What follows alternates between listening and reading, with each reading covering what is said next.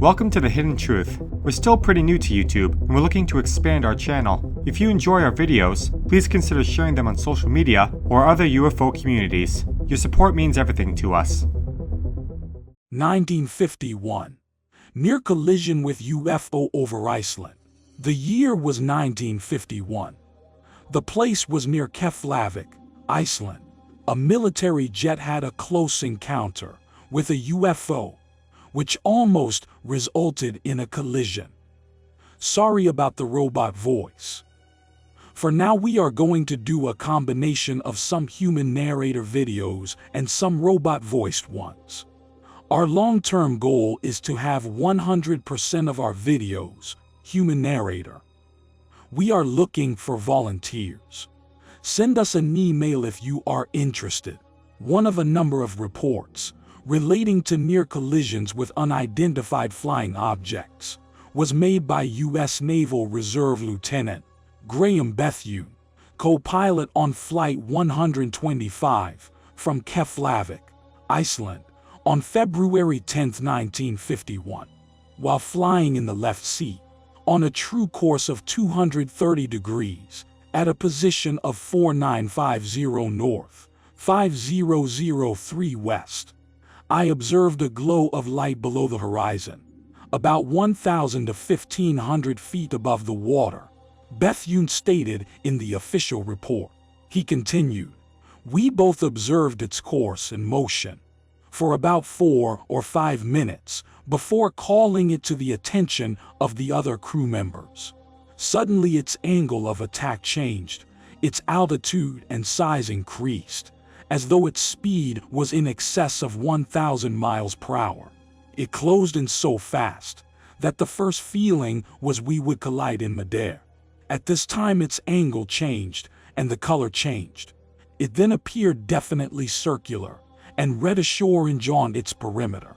It reversed its course and tripled its speed until it was last seen disappearing over the horizon. Because of our altitude and misleading distance over water, it is almost impossible to estimate its size, distance, and speed. A rough estimate would be at least 300 feet in diameter, over 1,000 miles per hour in speed, and approached to within 5 miles of the aircraft. 1956, US Navy issued orders to engage UFOs. In 1956, the U.S. Navy reportedly issued orders to its pilots to engage UFOs in combat if the objects appeared hostile. Operational procedures for a UFO scramble, given by a briefing officer to pilots at the Los Alamitos Naval Air Station in California, were highly classified, and most officers there refused to discuss the matter. When pressed by journalists, one of the many U.S. Air Force intelligence reports, now released, currently totaling about 1,800 pages, describes an encounter by Major Ballard and Lieutenant Rogers of the 148th Fighter Interceptor Squadron on a training flight in a Lockheed T-33 from Dover Air Force Base, Delaware, on the 10th of September 1951. Having observed an unidentified object over Sandy Hook, New Jersey, the pilots immediately made a diving turn and followed the object until it disappeared 2 minutes later. Both pilots observed the strange object, which appeared to be the size of an F-86 Sabre, but much faster, 900 plus mph, disc-shaped, steady in flight, with no visible means of propulsion, and shining silver in color. At 11 o'clock hours, a radar station at Fort Monmouth plotted an unidentified, high speed, above 700 miles per hour, object in approximately the same location.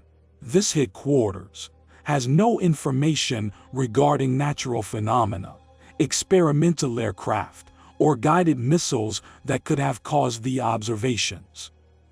Resources. Above top secret, Timothy Good, 1988. My take. More expert witnesses, observing unknown crafts, with capabilities well beyond anything that anyone could have had in the 1950s. The evidence keeps piling up.